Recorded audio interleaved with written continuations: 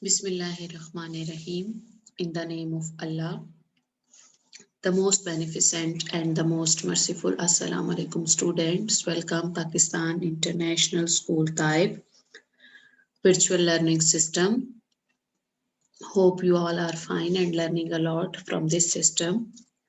This lecture is for grade second year, boys and girls, Pakistan Studies. You know that we have started chapter 5. Today we will continue chapter 5 and we'll discuss the last topic of this chapter.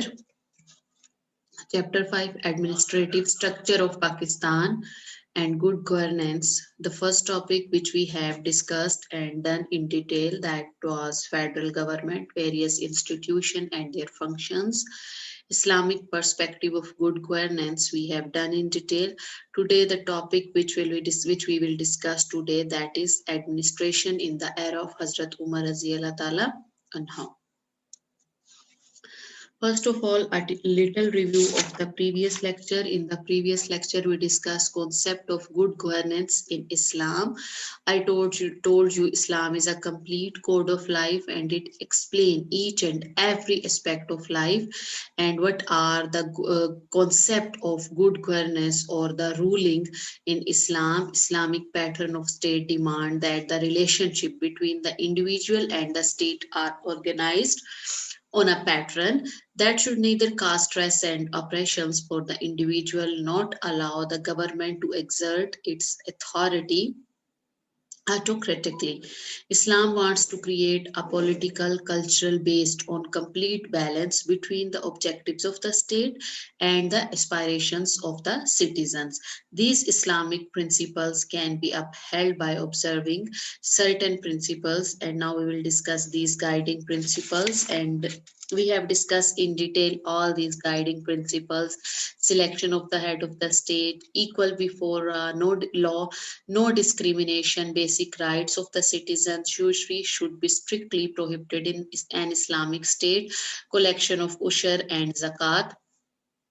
Basic human needs discourage all the moral vices, promotion of virtue, free and compulsory education, rights of the non-Muslim, maintenance of peace. All these points we have discussed in detail, and these are the basic guiding principles which are followed in an Islamic state.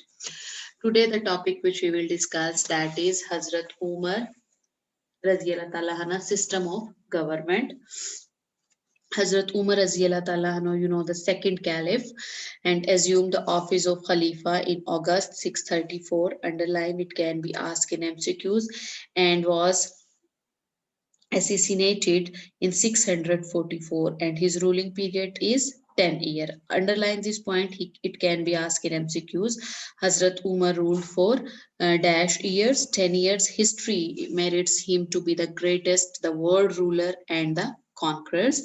Islamic State under his Khilafat occupy an area of 50 lakh square kilometer. That area is larger than the 7 times larger than the area of Pakistan. This was the greatest time period in the history of Islam and the greatest period of the world's rulers and the conqueror. The area which he occupied, that is 58 square kilometer. But the greatness ascribed to Hazrat Umar Raziyallahu Ta'ala anhu's name is not due to the expanse of land he ruled over. The main reason due to the marvelous system or the greatest system he introduced of government he evolved, and in the following now centuries the entire civilized world followed his example. Now we will discuss these guiding principles one by one. First of all, sense of responsibility. Sense of responsibility, I told you Hazrat Umar, he became the second caliph in Islam, and Hazrat Umar Raziyallahu Ta'ala anhu aware very well what Islam demanded from a ruler. To him, the seat of a Muslim ruler was not a seat of authority or power or privilege. It was rather a position that asked for selfless service and complete devotion and work. He never aspired to be the ruler of the state, not he was happy when he was entrusted with his responsibility.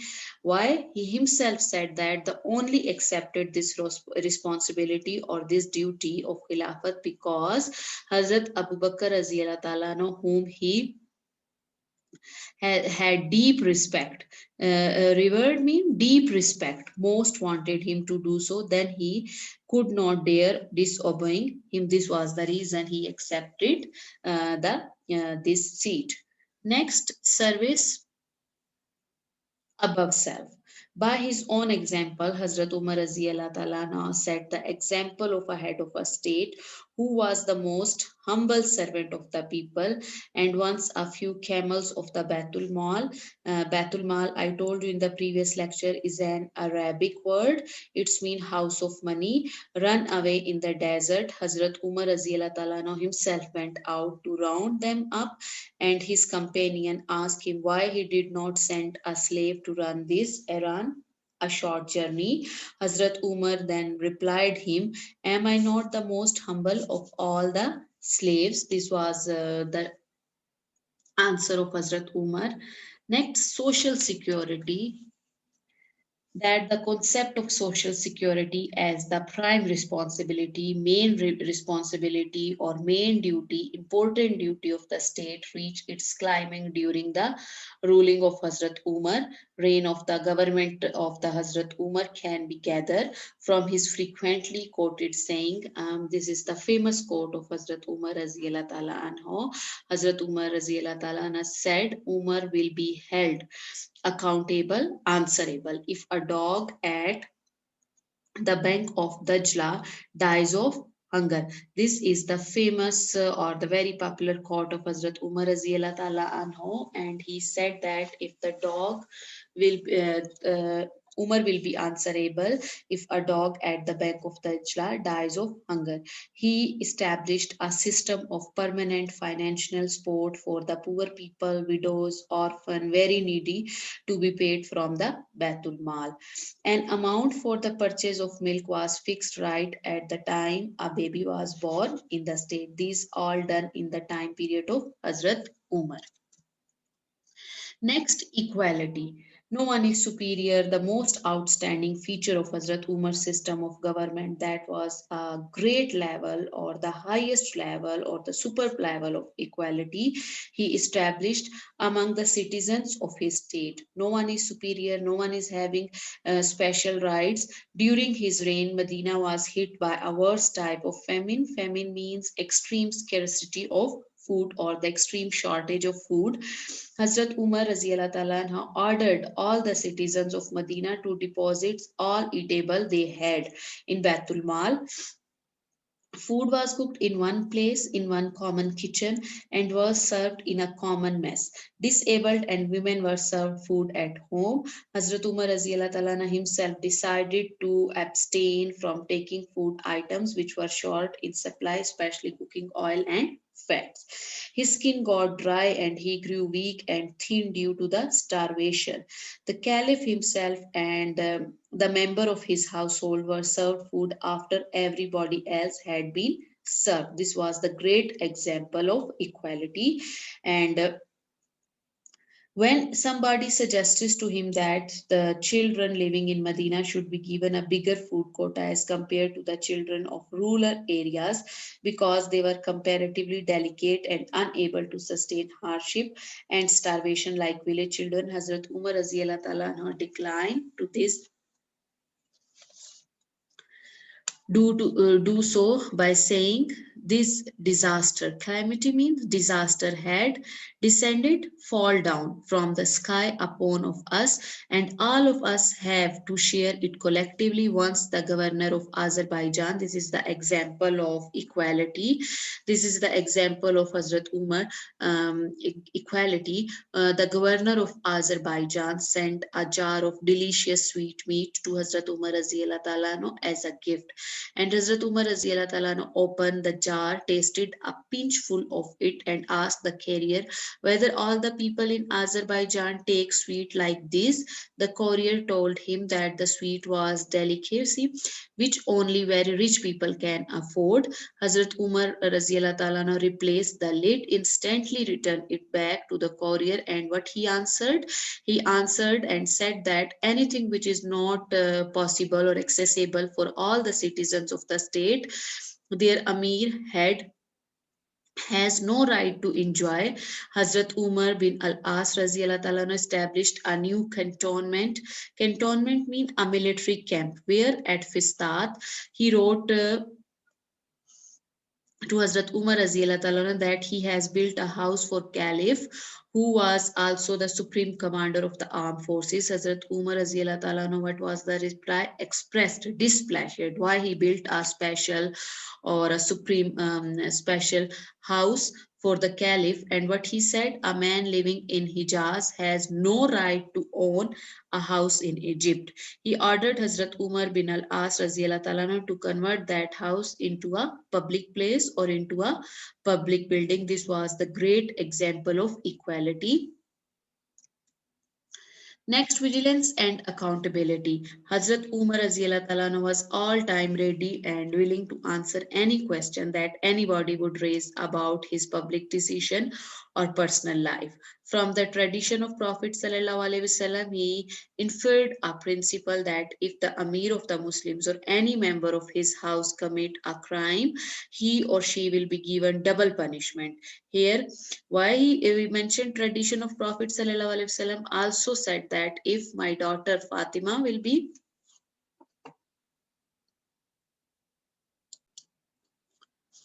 if my own daughter had stolen, I would have cut off her hand. This was the saying of Prophet Sallallahu Alaihi Wasallam about her daughter.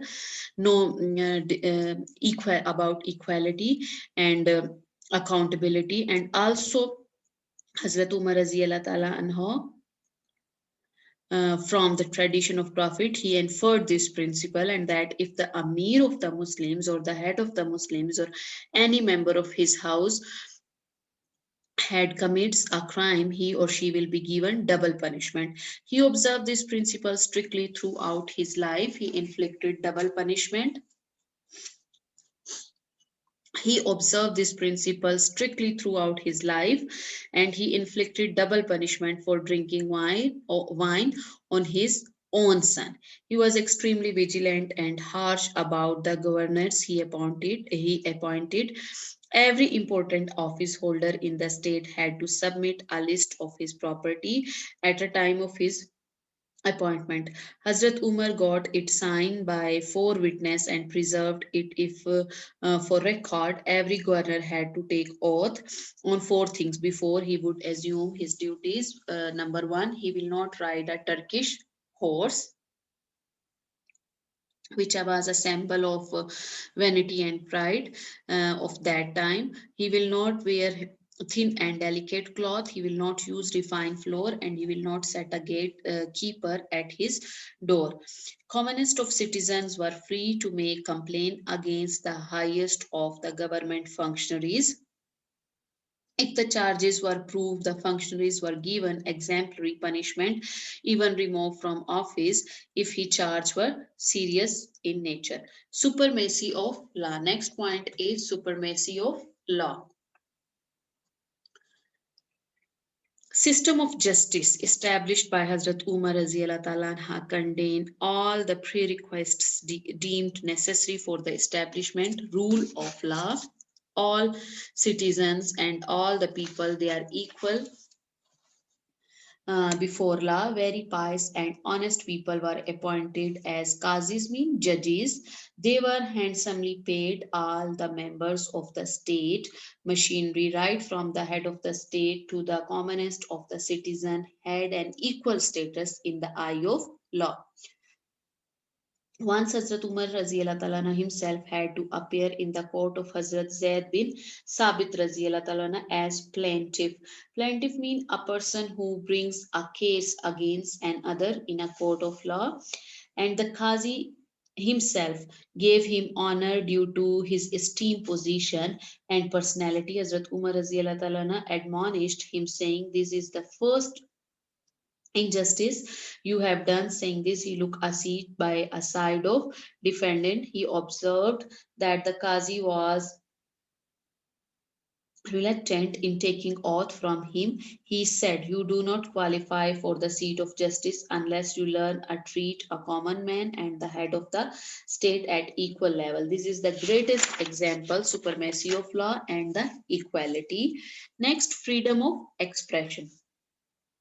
Careless and biased reporter have portrayed Hazrat Umar as a harsh and aggressive person. No doubt he was very harsh in the administration of justice and the use of public exchequer. But public exchequer means national treasury. So far as the consultation is concerned, nobody after the Prophet ﷺ was as keen as considerate in this matter as Hazrat Umar Raziallahu Ta'ala anha was. When a person raised objection regarding the length of his shirt in an open public meeting, somebody tried to silence the objective, but Hazrat Umar said, "Let him speak. If people do not criticize us, they are of no use. If we do not listen them, we are of no use." This is also the greatest example of freedom of expression. No one is having equal right. All the people, they are free for their expression on that time. Democracy. Next topic, next point is democracy.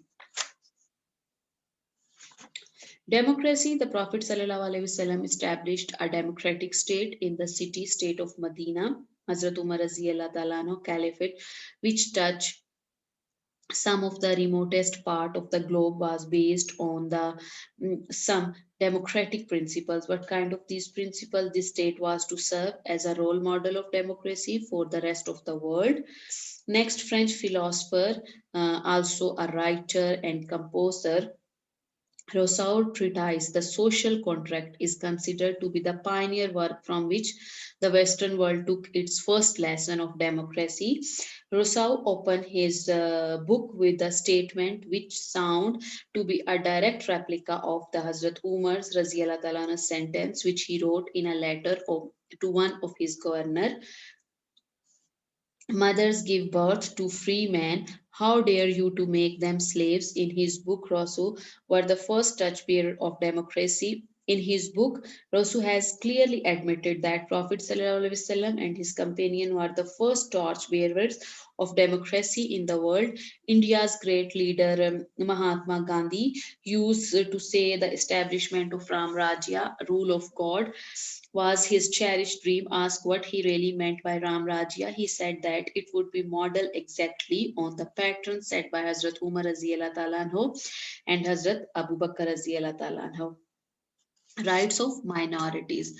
Rights of minorities, Hazrat Umar Raziallahu Ta'ala anhu treatment of non-Muslim citizens were admirable, exemplary, and Muslims wanted to put up a mosque in Syria. When a suitable place was located and plan chalked out, it was found that the plan would not be executed unless a private house built on the proposed site were demolished. This house was owned by a Christian. He was asked to sell it, but he did not agree. The Muslims demolished the house per force and made it part of the mosque. When the news of this incident reached Hazrat Umar Raziallahu Ta'ala anhu, he ordered that the part of that mosque, that the part of mosque put up on the Christian's house be demolished immediately, and the house restored it and given to its own. In his time, the rights of minorities were totally protected. Next, discipline. Discipline. Hazrat Umar Raziallahu Ta'ala anhu for the first time established a perfect, a proper, a complete system of government that would serve as a role model for times to come. History of many of successful system and practices applied in the modern state dates back to Hazrat Umar's Raziallahu Ta'ala anhu Caliph. He was the pioneer and innovator of the system, like first population census. This system, these all things introduced by Hazrat Umar Raziallahu Ta'ala anhu.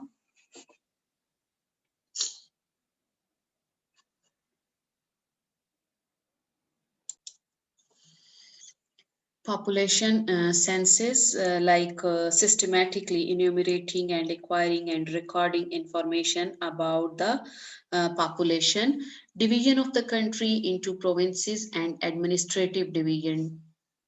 Also, this was introduced in Hazrat Umar Raziallah Ta'ala anhu, ruling period, appointment of governors and functionaries and their accountability to the head of the state, posting of tax collection in each province, appointment of the police chief, appointment of the secretary, Katib, appointment of the finance ministry, Sahibi Baitul Mal, appointment of justice, Qazi in all provinces, establishment of Divans, secretariat to maintain the account of the salaries and financial assistance paid to the soldiers and the families of the Mujahideen, establishment of a standing army and a system of assigning ranks to army personnel, putting up a number of military cantonment as permanent bases, and most famous among these were Fistat, Basra, Kufa, Dimishq, Damascus, Mosul, Himas, Urdun, Jordan,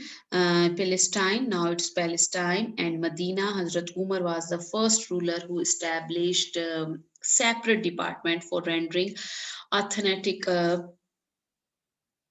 opinion in the light of Islamic Sharia and implementation of penalties on criminals, Hudud and Tazirat. He also established post and income tax department, put up mosque at public places and built new roads. And Hazrat Umar was the first ruler who established separate department for rendering authentic opinions in the light of Islamic Sharia. Student, it's chapter now, chapter 5 is complete, and from this topic, long question can be asked like, give an estimate of Hazrat Umar Raziallah Ta'ala on a system of government. Here you will explain all. How did Hazrat Umar assure the supremacy of law and accountability of the government functionaries? In this question, you will write supremacy of law and accountability. Give an estimate of Hazrat Umar's system of government in respect of democracy and right of minorities. Here you will explain only the system of government, democracy and right of minorities. Overall, it can be asked, or any 2 or 3 point can be asked, explain or give an estimate of Hazrat Umar's system of government in respect of democracy and right of minorities. It can be supremacy of law. It can be